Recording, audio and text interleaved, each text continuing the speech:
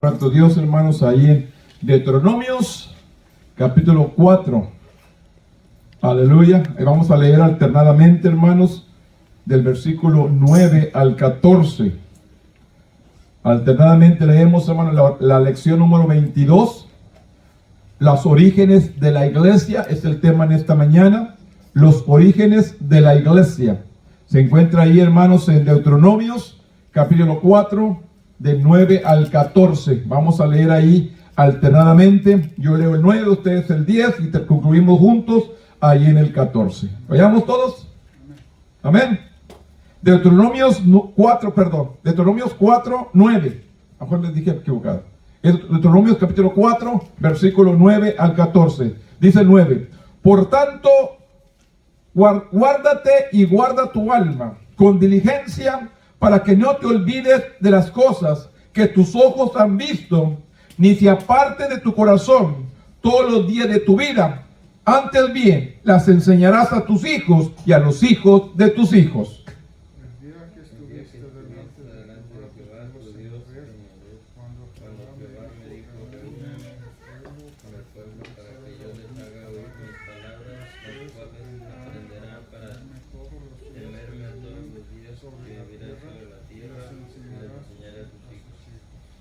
Y os acercaréis y os pusisteis al pie del monte, y el monte ardía en fuego hasta en medio de los cielos, con tinieblas, nube y oscuridad.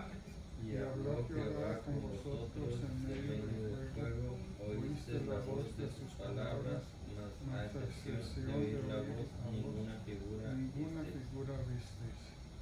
Y él os anunció su pacto, el cual os mandó poner por obra los 10 mandamientos, y los escribió en 2 tablas de piedra. A mí también me mandó Jehová en aquel tiempo que os enseñase los estatutos y juicios, para que los pusierais por obra en la tierra a la cual pisáis, y tomar posesión de ella. Bendito Dios, en esta mañana venimos una vez más delante de tu presencia, buscando la guianza de su Espíritu Santo, que venga a hablar a nuestros corazones, a nuestras vidas, de una manera, Padre, que seamos edificados para tu honra y tu gloria. Nos ponemos en tus manos y que tu Espíritu Santo administre, en el nombre poderoso de tu Hijo amado, que es Cristo Jesús, Señor nuestro. Amén. Tome asiento, hermanos, en esta mañana. Lección 22, los orígenes de la iglesia. Es el tema en esta mañana, los orígenes de la iglesia. El texto dice: y estando juntos, les mandó que no se fueran de Jerusalén, sino que esperaran la promesa del Padre, la cual les dijo: oíste de mí. La verdad central y el tema central de esta lección es: la iglesia siempre ha sido parte del plan de Dios. Este es el tema, hermanos. Muchos preguntan, ¿por qué tanto reunión? ¿Por qué tanto servicio? Pero este es realmente, hermanos, el plan de nuestro Dios. La iglesia siempre ha sido el plan de nuestro Dios. Un lugar donde podamos decirle cuán grande es nuestro Dios. Un lugar que podamos decir y bendecir a nuestro Dios. Bendecirle con alabanzas, escuchar la palabra, ser edificados, pero siempre exaltando el nombre de nuestro Dios. Aunque en el día del Pentecostés a menudo se menciona como el nacimiento de la iglesia, ahí vemos más bien de cómo se esparció o cómo creció la iglesia. Si usted escucha o vemos el libro de los Hechos, ahí podemos ver de cómo el primer mensaje del apóstol se ganó 3,000 almas. Y en el segundo mensaje se ganó 5,000. Por eso muchos piensan que la iglesia empezó en el día del Pentecostés, cuando vino el derramamiento del Espíritu Santo sobre aquellos que estaban reunidos en aquel lugar. Pero sin embargo, podemos ver desde el principio, en el libro de Deuteronomios, este versículos que hemos leído, siempre hemos visto que Dios siempre ha querido que su pueblo se reúna, que su pueblo tenga una comunicación con Dios. Recuerde, espíritu, alma y cuerpo. Nuestro cuerpo, nuestra carne pide lo terrenal. Esta carne pide lo de aquí en la tierra. Comer, pasearse, divertirse, es lo que quiere la carne. Lo que hay aquí en este mundo. Nuestra alma pide lo de Dios. Nuestra alma gime. Nuestra alma desea tener una relación con Dios. Pero eso dice el apóstol Pablo, que la carne y el espíritu siempre hay una lucha. La carne quiere quedarse dormido hoy en la mañana y no levantarse. El alma desea ir a la iglesia, pero a veces como la carne está más fuerte, nos vence. Nos vence y no podemos llegar. Pero es necesario tener que edificar nuestro espíritu, darle palabra de Dios al alma, alimentar el alma para poder vencer la carne. Las raíces se remonta al trato de Dios con la nación de Israel en el Antiguo Testamento. Las enseñanzas de Jesús prepararon a los discípulos para desarrollar y para dar la expansión de la iglesia. Sus enseñanzas siguen siendo el fundamento de la iglesia. Existe para difundir las buenas nuevas de Jesús a través del empoderamiento del poder del Espíritu Santo. ¿Qué fue la palabra que dijo Jesús? Ir por todo el mundo y predicar el evangelio. Que les enseña que tenemos que salir. Tenemos que reunirnos aquí para edificar nuestra vida, para prepararnos, para ser alimentados. Pero después, al salir de este templo, al salir fuera, ya sea en el trabajo, ya sea en el hogar, los vecinos, el que nos rodea, con quien frecuentamos, tenemos que compartir lo que Dios hace en nuestras vidas. Y esto es lo que nos enseña, que empieza ahí de Deuteronomios 4:9 al 14 que leímos. La fe cristiana, dice, es personal. La Biblia me enseña que Dios nos ha dado a cada uno una medida de fe. Todos tenemos fe. Pero ¿cuántos de nosotros sabemos usar esa fe que Dios nos ha dado? Nos ha dado entendimiento, ¿cuánto lo usamos? Nos ha dado sabiduría, ¿cuánto lo usamos? Nos ha dado la fuerza, ¿cuánto lo usamos? Usamos parte de lo que Dios nos ha dado. Pero Dios también nos ha dado fe. Y tenemos que usarla también. Aprender a creerle a Dios. Porque ¿qué es la fe? La fe dice, la fe es la esperanza. Es pues la fe, la certeza, de lo que se espera, la convicción de lo que no se ve, es lo que nos dice el libro de Hebreos. Es pues la fe, la seguridad, la certeza de lo que estoy esperando que va a llegar. Aunque no lo veo, pero sé que va a llegar. Tengo una seguridad. Esta es la fe. Y esta medida de fe, Dios nos ha puesto a cada uno en nuestro corazón. Amén. Ahí está. ¿Qué tengo que hacer? Ponerla por obra. ¿Qué dice? La fe cristiana es personal y transformadora. Y está destinada a ser vivida. Que la pongamos por obra. Dios quiere que pongamos por obra lo que Él nos ha dado. Recuerden, ¿cuántos personajes en la Biblia? Jesús se quedó admirado de la fe de ellos. ¿Se acuerdan de aquella mujer que seguía a Jesús, que quería que su hija fuera libre? Que Jesús mismo le dijo, esto es para el pueblo de Dios, no para los perrillos. A la mujer que no era del pueblo de Israel le llamó perrillo. Pero sin embargo, esta mujer respondió y dijo, aún los perrillos comen de las migajas que caen de la mesa de su amo. ¿Y qué dijo Jesús? Nunca he visto tanta fe en Israel como la de esta mujer. Se ha hecho como estás pidiendo. Y esta mujer recibió. Porque no es del que se enorgullece. La obra de Dios es del que se humilla. Del que se humilla. Esto es lo que Dios está buscando. Un corazón contrito y humillado, el cual dice la palabra que Dios nunca despreciará. Le dice claramente, la fe cristiana es personal, es transformadora y está destinada para ser vivida, para ponerla por obra. Pero debe de ir acompañada del conocimiento de quién es Dios. Tenemos que saber quién es Dios, hermanos.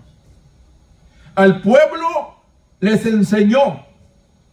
Recuerden que viene, hermanos, por fuego. La oración que leí, hermanos, cuando Salomón termina de inaugurar el templo, dice que fuego del cielo cayó y consumió el holocausto. Ellos no podían ver a Dios. Las naciones de alrededor tenían ídolos a los cuales ellos podían ver. Pero Dios dijo, a mí no me podrán ver, pero pueden ver las obras que yo hago.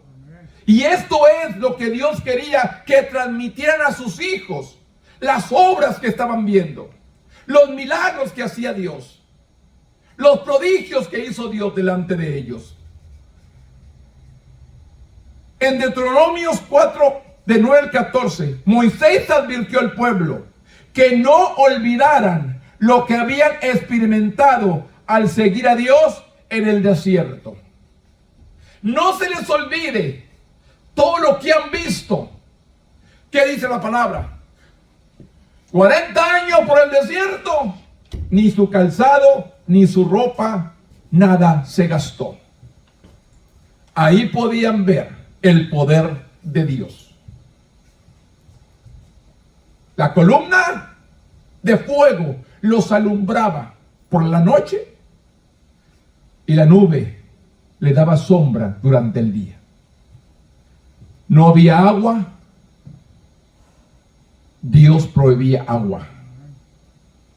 Les daba maná del cielo, les daba pan del cielo para que comieran. Hasta que ellos mismos dijeron que estaban cansados de comer este pan tan liviano.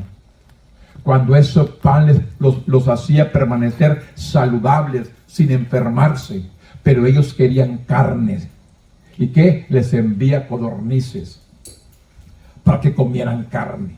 En otras palabras, ¿qué era lo que este pueblo pedía? Que Dios no le diera. Pero sin embargo, no lo podían ver como los demás pueblos que tenían una estatua ahí, un Dios, un ídolo. Entonces ellos solamente podían declarar las grandezas que el Dios grande había hecho con ellos. Esto es lo que recalca Moisés. Advirtió al pueblo que no olvidaran lo que habían experimentado al seguir a Dios en el desierto, a diferencia de las religiones de su alrededor. Israel tenía ídolos a los que Israel no tenía ídolos a los que tocar, mirar o quien confiar. Ellos confiaban en un Dios que nunca habían visto. El acto de Dios sobrenaturales que habían presenciado debían transmitirse de generación en generación. Todos los milagros que Dios había hecho con ellos tenían que enseñarse a sus hijos, que dice, al levantarse, al acostarse, al andar por el camino, que siempre les contaran las grandezas que alto Dios ha hecho con nosotros. ¿Por qué nos dice el predicador en el libro de Proverbios? Instruye al niño en su carrera, y aun cuando fuere viejo, no se apartará de ella. Porque es necesario enseñar a nuestros hijos la palabra de Dios. Enseñarle de niños. Aunque a veces van creciendo, se apartan, pero siempre está el temor de Dios en sus corazones, que tarde o temprano van a volver al conocimiento de Dios. Instruye, es lo que nos enseña. Instruyamos a los niños, enseñemos la palabra, enseñemos el temor de Dios. Porque claramente dice la palabra, es una promesa. Cree en el Señor Jesucristo y serás salvo tú y toda tu casa. Es promesa que tenemos que seguir confiando, creyéndole a Dios, nuestra fe puesta en Dios. Y esto es lo que le encarece a Moisés. Dios le dice a Moisés, dile al pueblo que enseñe a sus hijos, que comparta todo lo que han visto de generación en generación. Sigan compartiendo las grandezas de nuestro Dios. El pueblo no debía olvidar las instrucciones de Dios recibidas en el monte Sinaí. Dios se manifestó en fuego que resplandecía contra la montaña oscura, y luego les habló de en medio del fuego. Solamente en medio del fuego escuchaban la voz de Dios. Esto es lo que tenían que transmitir a sus hijos. Ahí le dio Dios la ley, los 10 mandamientos. Este les enseñaba a temer, a obedecer al Señor al entrar en una tierra que era hostil, y cualquiera que siguiera al único Dios verdadero, invisible. Tenían que seguir. ¿Qué le digo? ¿Cómo sabe, hermanos, que está corriendo aire del norte si no lo mira? ¿Cómo sabe que está corriendo aire del sur si no lo mira? Es lo mismo Dios. No lo veo, pero siento su presencia. Y esto es lo que tenemos que entender. Un día lo vamos a ver cara a cara, pero ahorita solamente estoy creyendo lo que Él me dejó en su palabra, que nos dice escudriñar las escrituras, escudriñar la palabra, es lo que me encargó Él. Escudriñarlas, porque en ella hay vida eterna. ¿Qué tengo que hacer? Escudriñar esta palabra. El cielo, la tierra van a pasar, todo, pero mi palabra no va a pasar. Mi palabra permanece para siempre. La idea de temer al Señor se repite a lo largo de todo el Antiguo Testamento. David declaró: anunciaré tu nombre a mis hermanos, en medio de la congregación te alabarán. Así dice en el Salmo 22. Anunciaré tu nombre a mis hermanos, en medio de la congregación te alabaré. Proclamar el nombre del Señor y alabarlo en comunidad también se demuestra temiendo al Señor y cuidando también de los necesitados. Los recordatorios de la fidelidad de Dios impulsados a David a cumplir su promesa a Dios. David siguió impulsando: anunciaremos tu nombre a mis hermanos, en medio de la congregación te alabaremos. David seguía impulsando, anunciando y bendiciendo a nuestro Dios, al cual muchos de nosotros, hermanos, a veces nos quedamos callados. No declaramos lo que hace Dios. No declaramos la grandeza de Dios en nuestra vida. ¿Cuántos años tenemos caminando con Dios? ¿Y qué Dios ha hecho en nuestras vidas? ¿De dónde? ¿De qué nos ha cuidado? ¿De qué nos ha protegido? Porque día con día vienen cosas difíciles a nuestra vida y que tenemos que salir vencedores. Pero ¿cómo me puedo fortalecer si no me congrego, si no escucho palabras, si no oro? ¿Cómo puedo fortalecer para poder vencer? Yo tengo que fortalecerme en su palabra. Mi espíritu tiene que estar fuerte para poder vencer todo lo que venga, todo ataque del enemigo. La Biblia dice que Jesús vino a dar vida y vida en abundancia. Pero el diablo vino para matar, para hurtar y para destruir. Él quiere acabar tu vida. Él no quiere que lleguemos ante la presencia de Dios. Y Él sigue luchando porque los días se acaban para Él. Se acortan. Y sigue tratando de vencer nuestra vida, nuestra fidelidad a nuestro Dios. Los recordatorios de la fidelidad de Dios impulsaron a David a cumplir su promesa a Dios. Si bien sabemos que este salmo es fundamentalmente sobre Cristo, sus palabras también se aplican a David y al pueblo de Dios en el momento de su escritura. Seguir al Señor es un estilo de vida, de obediencia y fidelidad. Seguir al Señor, hermano, es un estilo de vida. No solamente el domingo, todos los días yo tengo que seguir y vivir en obediencia y en fidelidad a Dios. Es un estilo de vida. Serle fiel. obedecer a nuestro Dios y estar arraigado en los mandatos de Dios. Este fundamento del Antiguo Testamento nos ayuda a comprender la identidad, la función de la iglesia en el Nuevo Testamento, que le dice: ahora pues, oye los estatutos y decretos que yo os enseño, para que los ejecutéis y viváis y entréis y poseéis la tierra que Jehová, el Dios de vuestros padres, os da. ¿Para qué eran los estatutos? ¿Para qué eran los mandamientos? ¿Para qué eran los decretos? Los enseñó para que los ejecuten, para que los pongan por obra, para que viváis en ellos y podamos entrar y poseer el reino de nuestro Dios. Pues les digo, desde el principio Dios pide que el pueblo le conozca y le alabe.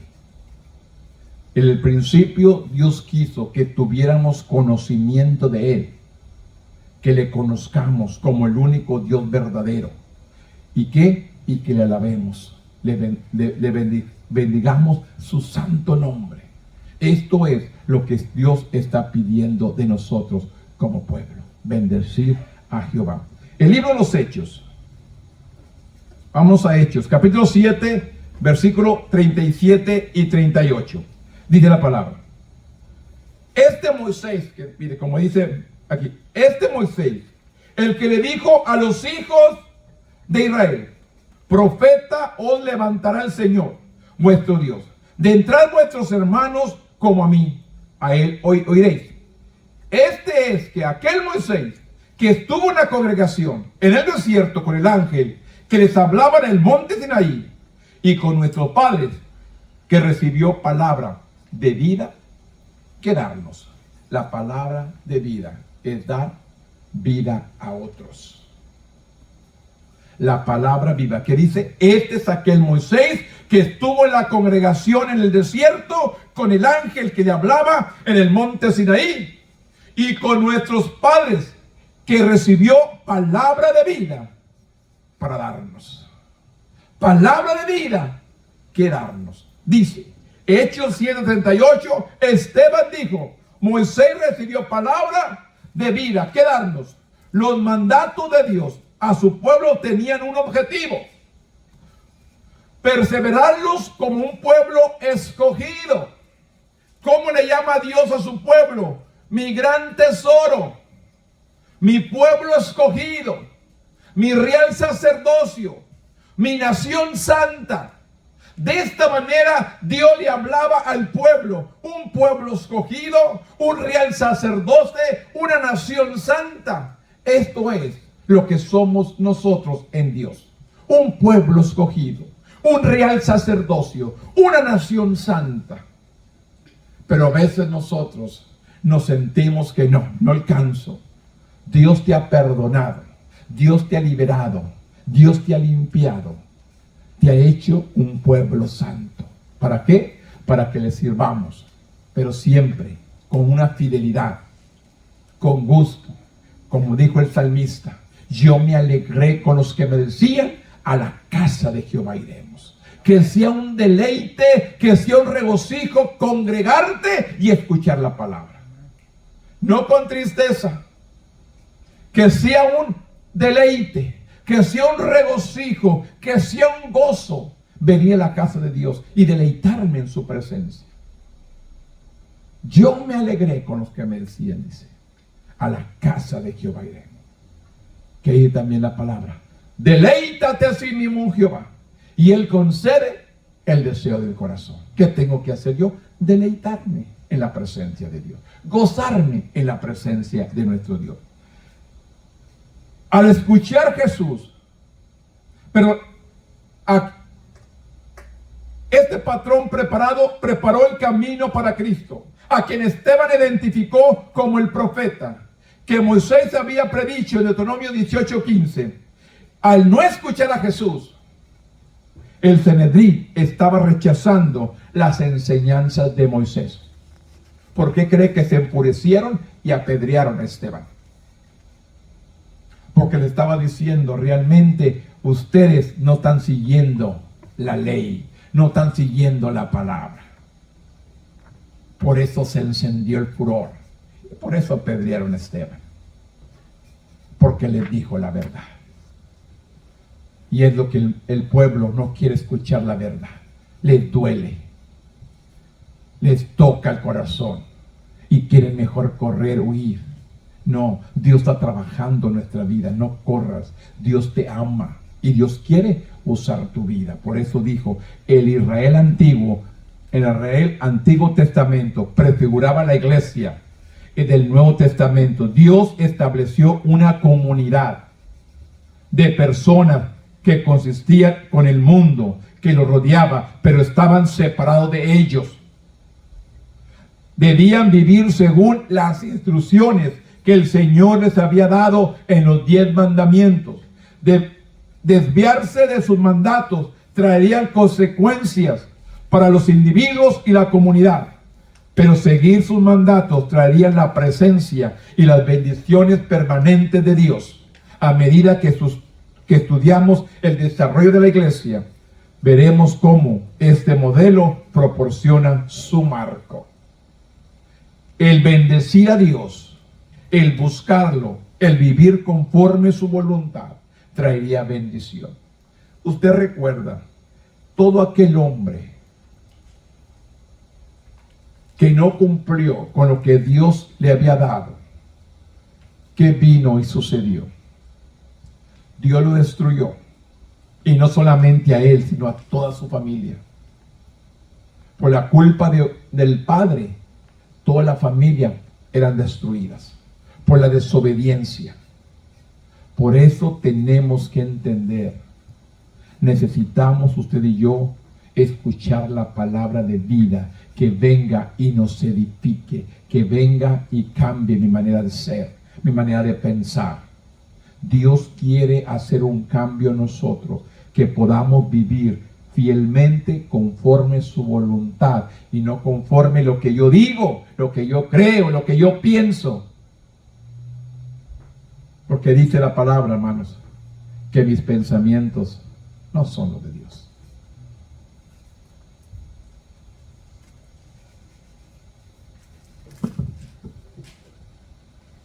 El libro de Proverbios, capítulo 3, versículo 5 dice: fíate de Jehová de todo tu corazón. Confía en Dios de todo tu corazón. Y no te apoyes en tu propio razonamiento. No te apoyes en tu propia prudencia. Reconócelo en todos tus caminos y Él enderezará tus veredas. ¿Qué tengo que hacer yo? Confiar en Jehová con todo mi corazón. Y no me apoyo en mi propia prudencia, en mi propio conocimiento. Lo reconozco en todos mis caminos y Él va a enderezar mis veredas. Esto es lo que yo tengo que hacer. ¿Para qué? Para vivir en obediencia, conforme su voluntad y no conforme lo que yo pienso o lo que yo creo. Hechos 1. Hechos capítulo 1. Versículo del 1 al 3 dice: y en el primer tratado de Teófilo hablé acerca de todas las cosas que Jesús comenzó a hacer y a enseñar, hasta el día en que fue recibido arriba, después de haber dado mandamientos por el Espíritu Santo a los apóstoles que había escogido, y quienes también después de haber perecido, se presentó vivo con muchas pruebas indubitables, apareciéndose durante 40 días y hablándoles acerca del reino de Dios. Después de que Cristo fue crucificado, fue sepultado y resucitó, después que resucita, anda 40 días con ellos. Antes de que Dios ascienda al cielo, después de que resucitó, anduvo 40 días con ellos, enseñándoles que tenían que esparcir el reino del Evangelio, el reino de Dios. Tenían que hablarle a la generación. El mensaje de Hechos del 1 al 3 con respecto a la iglesia es doble. El primer mensaje enfatiza la obra del Espíritu Santo entre su pueblo. le encargó al final de Jesús a sus apóstoles, fue dado por el Espíritu Santo. Él comisionó a sus discípulos, soplando sobre ellos y diciendo: recibid el Espíritu Santo. En Juan 20:22. Gracias a la unción del Espíritu, los apóstoles actuaron en el nombre de Jesús. Gracias al poder del Espíritu Santo, los apóstoles actuaron en el poder de Él. Esto es lo que en estos últimos años el pueblo se ha olvidado, de que el Espíritu Santo todavía está aquí con nosotros. Porque la Biblia dijo que Él enviaría el Espíritu para que estuviera con nosotros todos los días hasta el fin del mundo. ¿Quién está? El Padre está en su trono, Jesús a su diestra y el Espíritu Santo está con nosotros. ¿Qué dijo? Yo me voy, dijo Jesús, pero no lo dejaré solo. Enviaré el Consolador para que esté con vosotros todos los días hasta el fin del mundo. El Espíritu Santo, que es nuestro Consolador, es el que está aquí. Por eso dice la palabra que el Espíritu Santo es el que quebranta el corazón del hombre, el que toca el corazón del hombre. No soy yo como predicador, no es el hermano como creyente que está evangelizando, es el Espíritu Santo el que quebranta el corazón por medio de la palabra. El Espíritu Santo hace su trabajo, y esto lo vemos bien claro ahí en San Juan capítulo 16. San Juan capítulo 16 versículo 7 dice: pero yo digo la verdad, os conviene que yo me vaya, porque si no me fuere, el Consolador no vendría a vosotros, mas si me fuere, os lo enviaré. Y cuando el Espíritu Santo venga, convencerá al mundo de pecado, de justicia y de juicio. De pecado, por cuanto no creen en mí. De justicia, por cuanto voy al Padre y no me verán jamás. Y de juicio, por cuanto el príncipe de este mundo ya ha sido juzgado. ¿Quién da el convencimiento? El Espíritu Santo. No es que dice: ay, es que el predicador me aventó piedras, es que el predicador me dijo. No, no soy yo ni el predicador, es el Espíritu Santo el que está trabajando en nuestros corazones. El que trabajó en mí, el Espíritu Santo me tocó, me quebrantó mi corazón, que me hizo correr a un altar para decirle a Dios: perdóname. Porque yo era una persona buena, según yo. Yo era bueno, yo no era malo, yo no hacía nada malo. Esto de manera que yo pensaba: yo no hago nada malo, yo soy bueno. ¿De qué me arrepiento? Pero cuando vino la palabra, por medio del poder del Espíritu Santo, yo tuve que correr al altar de Dios: perdóname, te necesito. Y de entonces aquí estoy, 40 años después. Aquí sigo. Porque cuando el Espíritu Santo quebranta el corazón del hombre, no vuelve atrás. Pero cuando alguien te convence de que pases y te entregas a Cristo, vas a volver atrás. Porque debe convencer tu espíritu, tu vida es el Espíritu Santo. El que toca, el que quebranta. Esa es la obra que nos dice ahí en San Juan 16. El Espíritu Santo hace su obra. Nosotros solamente somos instrumentos de compartir. Somos la voz de Dios, la mano, los pies de Dios. Pero el que hace el convencimiento es el poder del Espíritu Santo. Por eso dice: el Espíritu Santo, tanto entonces como ahora, el pueblo de Dios funciona debido solo por el poder del Espíritu Santo en términos de misión, crecimiento espiritual y discipulado. El segundo mensaje de este pasaje con respecto a la iglesia enfatiza su mensaje del reino. Jesús pasó 40 días después de su resurrección enseñando a sus apóstoles sobre el reino de Dios. La obra central de la iglesia es compartir las buenas nuevas de Jesús. Esa es nuestra responsabilidad, compartir las buenas nuevas de Jesús. A medida que vivimos sus enseñanzas, llevamos el evangelio más allá de las 4 paredes, allá afuera. Tenemos que llevar el mensaje afuera de estas 4 paredes, allá afuera. El que necesita de Dios, el que está enfermo, el que está triste, el que está pasando por situaciones difíciles, a ese hay que decirle: Cristo te ama, quiere obrar en tu vida, quiere cambiar tu vida, quiere tocarte, quiere bendecirte, quiere ayudarte, quiere transformarte. Dios. Es la obra por medio del poder del Espíritu Santo. A medida que vivimos y enseñamos, llevamos el Evangelio más allá de las cuatro paredes, de los edificios de nuestra iglesia, todo lo que hacemos se mantiene unido por la palabra inspirada de Dios y la guianza de Dios por medio de su Espíritu.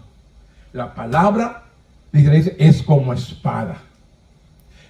La palabra es como espada, dice, más penetrante que toda espada de dos filos, que penetra hasta el alma, hasta el tuétano, hasta las coyunturas, aún discierne los pensamientos del corazón del hombre. Es lo que hace la palabra. El Espíritu Santo quebranta, toca, transforma, pero Dios hace la obra completa. Hechos 1:4. Y estando juntos les mandó que no se fueran de Jerusalén, sino que esperaran la promesa del Padre, la cual le dijo: oíste de mí. Porque Juan ciertamente bautizó en agua, mas vosotros seréis bautizados con el Espíritu Santo dentro de no muchos días. Vemos ahí, hermanos. La Biblia nos dice, hermanos, que en la reunión en el día del Pentecostés, en el libro de Corintios, capítulo 10, versículo 13, nos enseña que había una reunión más o menos como de 500 personas. Pero pasaron los días,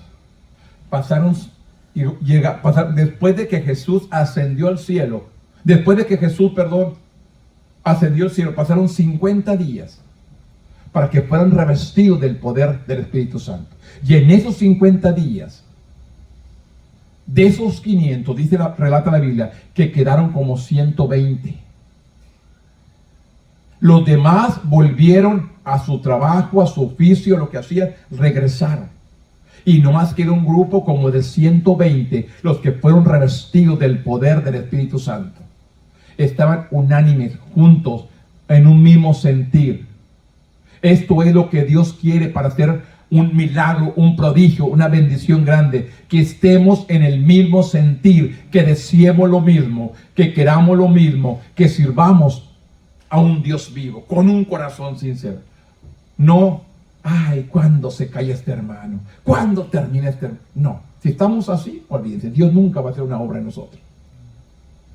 Tenemos que anhelar, desear, estar en la presencia de Dios, que esta palabra venga, transforme nuestra vida, nos cambie, nos ayude. Por eso dice, el don del que habló Jesús en Hechos, del 1 al 4, no era una promesa nueva, sino que había sido anunciada en Joel 2:28 al 32. A medida que la iglesia tomaba forma, el poder del Espíritu Santo sería para integrar de la función, identidad de los creyentes como pueblo de Dios. Esto es lo que nos enseña la identidad de quién somos, el poder del Espíritu Santo. La comunidad de fe del Antiguo Testamento se convertiría en la iglesia a medida que más y más judíos creyeren en Cristo, y el reino se expandiría para incluir a los gentiles. Mientras tanto, la comunidad sería unificada y fortalecida por el poder del Espíritu Santo. Por eso dice, mas a los suyos vino, mas los suyos no lo recibieron. Mas a todos los que recibieron les dio potestad ser hechos hijos de Dios. Usted le pregunta allá afuera a cualquiera, todos son hijos de Dios. Y no es cierto. Todos somos creación de Dios. Es la diferencia. Todos somos creación de Dios. Hijos solamente aquel que le recibe. Porque dice claramente, mas a los suyos vino, mas los suyos no lo recibieron. Mas a todos los que lo recibieron, le dio potestad de ser hechos hijos de Dios. ¿A quiénes? A los que recibieron a Cristo. Realmente son hijos de Dios. Todos somos creación. Hijos, el que recibe a Jesús solamente. No se confunda. El diablo quiere que estés confundido. El diablo quiere que no sepa la verdad. Pero Dios nos ha dado esta palabra, la revelación, el testamento, la herencia para usted y para mí. Hay que escudriñarla, hay que leerla. ¿Para qué? Para aplicarla a mi vida, para ponerla por obra. No solamente para saber, porque mucha gente la sabe, pero no la pone por obra. No vive la palabra. Tienen conocimiento de ella, pero no viven la palabra. Hay que vivir la palabra. hay que estar realmente. Por eso usted dice, hay muchos que se decepcionan de personas que, ay, los cristianos son estos. No, porque hay mucha gente que sabe la Biblia, pero no quiere decir que es cristiano. Tiene conocimiento, se puede congregar aquí conmigo años, pero no quiere decir que ha sido cristiano. Le gusta, simpatiza, pero no es creyente. Recuerden, Dios habla la parábola de la cizaña y el trigo. La cizaña se parecía al trigo, pero no era trigo. Fue y sembró el sembrador su trigo, vino el malo en la noche y sembró cizaña. ¿Y qué dijo? Los trabajadores al jefe dijo, ¿arrancamos la cizaña? Dijo Dios, no arranque la cizaña. Dijo el jefe, no, porque pueden arrancar a un trigo. Entonces, ¿qué nos dice? Malos y buenos crecen dentro de la iglesia, pero va a llegar el día que los ángeles tomarán lo que es de él y dejarán lo que no es de él. Por eso no ande viendo que hay hermanos que se portan mal, que vienen aquí y se portan mal. No los mire. Porque la Biblia dice que un día Él enviará a sus ángeles, los segadores, a cultivar lo que es de Él y lo que no es de Él. Hay muchas personas que dicen ser cristianos y no lo hacen. ¿Qué dice la palabra? Señor, cuando estemos allá, Señor, en tu nombre eché fuera demonios. En tu nombre prediqué la palabra y muchos sanaban. Y Dios le va a decir, apartado de mí, no te conozco. ¿Sabe por qué? Porque la palabra la predican y la fe del hombre recibe la palabra. Pero esa persona puede estar en pecado. Por la palabra y la fe de usted da el fruto. Díganlo. Porque hay muchos diciendo, en tu nombre, esto en tu nombre, apartado de mí no te conozco. Así le va a decir, apartado de mí. No le hace que haya predicado, no le haya sanado, liberado, restaurado. Ha hecho tantas cosas. Recuérdense que esta no es por las obras que hagamos. Yo tengo que tener una relación con Dios. Yo tengo que conocer a Dios. Yo tengo que realmente conocerlo, servirle, amarlo, obedecerlo, para poder llegar a aquel lugar. Si no, ¿qué dice? Separará a los corderos y a los cabritos. A los corderos para bendición y a los cabritos al lago de fuego. La palabra es clara. Lo que queremos entender es otro. Él nos habló por parábolas, enseñándonos para que entendiéramos la revelación que Dios tiene para su pueblo. Pero necesitamos dejarnos guiar por el poder del Espíritu Santo. Por eso dice en el versículo 5, Jesús comparó el bautismo en el Espíritu Santo como el bautismo en aguas. La Biblia también dice, el que creyere y fuere bautizado será salvo, mas el que no creyere será condenado.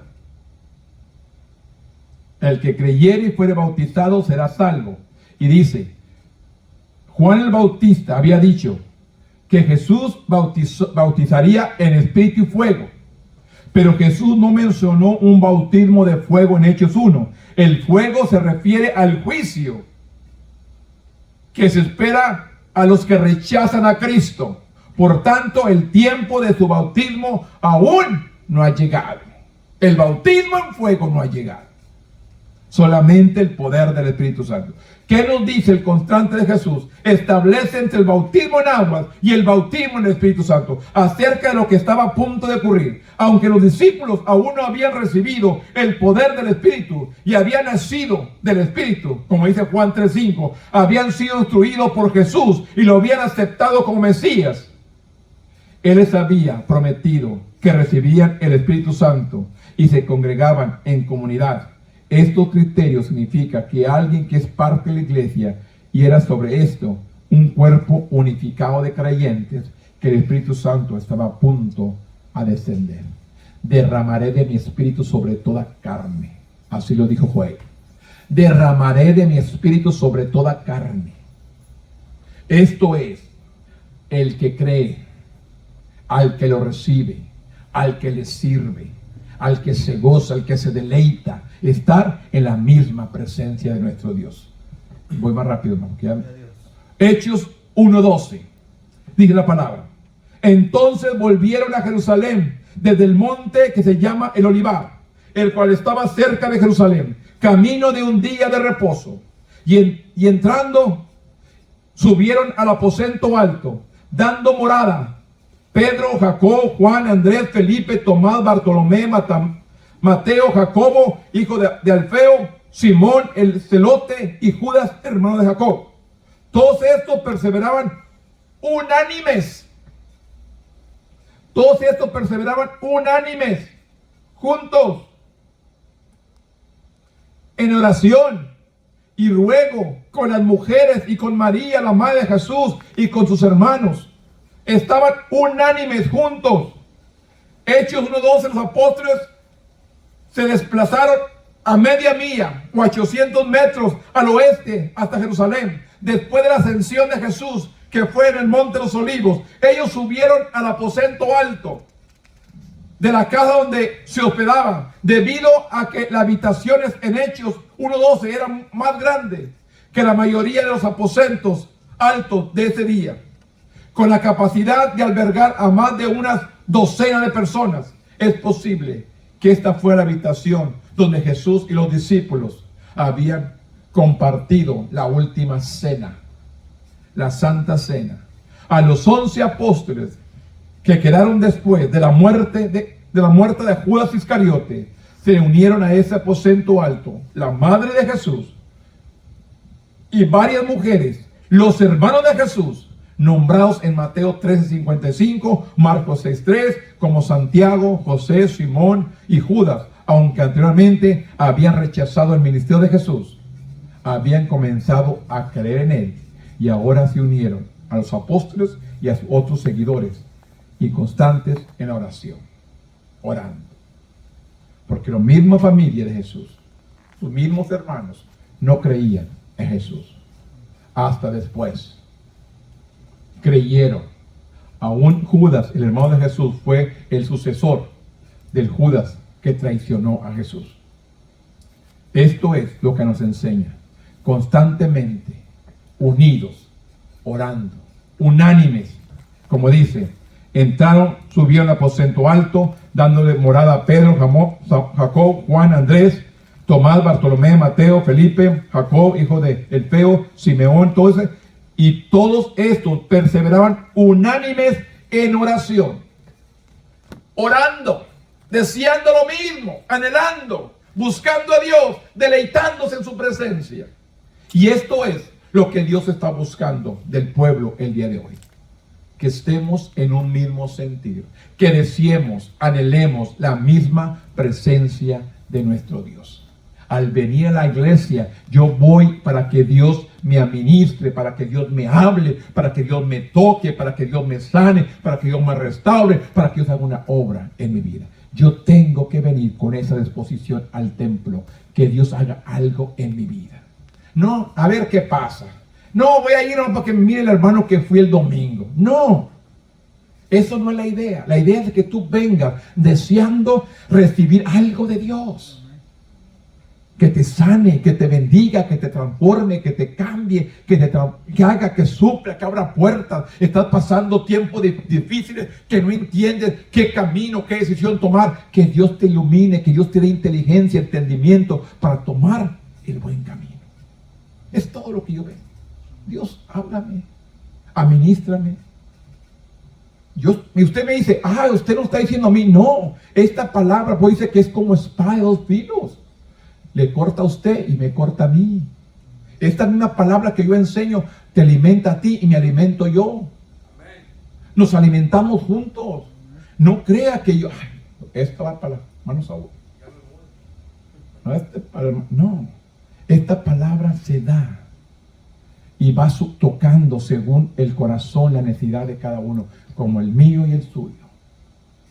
Es la manera que Dios opera. No tiramos indirectas, solamente se da la palabra. Te bendice a ti en una área, me bendice a mí en otra área. Y viene a trabajar Dios de esta manera, sanando. Si te duele, yo les digo, si hace una herida, a los niños se hace una herida, ¿por qué tienen miedo al alcohol? O de niños teníamos miedo al alcohol, no queríamos, tu mamá te quería limpiar la herida con alcohol y no queríamos, échame agua mejor. Porque sabemos que el alcohol nos va a arder, pero va a quemar toda infección, va a quemar todo y te va a sanar la herida. Así es la palabra. A veces nos arde, nos duele, pero va a curar. tu herida, va a curar tu dolor. Termino con esto. 1:15 dice: en aquellos días Pedro se levantó en medio de los hermanos y los reunieron, y eran como 120 en número. Estos eran. Y dijo: varones hermanos, era necesario que se cumpliese la escritura en que el Espíritu Santo habló ante boca de David acerca de Judas, que fue guía de los que prendieron a Jesús, y era contado con nosotros y tenía parte en este ministerio. Esto pues es el salario de su iniquidad. Adquirió su campo y cayendo de cabeza se reventó por la mitad, y todas sus extrañas se derramaron. Esto es lo que vino a hacer Judas. El grupo de 11 habían crecido a 120. Este era el grupo, hermanos. Que por eso dice que aquí empieza la iglesia. Ya había 120 reunidos. Y todos obedecieron al mandato de esperar en Jerusalén el bautismo del Espíritu Santo. Pedro identificó al Espíritu Santo como la fuente de inspiración de las Escrituras. ¿Qué dice el apóstol Pablo? Toda escritura es inspirada por Dios por medio del Espíritu Santo. Toda la palabra ha sido inspirada por Dios por medio del Espíritu Santo. Usó a aquellos hombres guiados a escribir por medio del Espíritu Santo. ¿Por qué cree que la palabra, hermanos, cuántos años tiene que se escribió y no ha pasado de moda? Sigue viva y eficaz, porque es palabra viva, no es palabra muerta.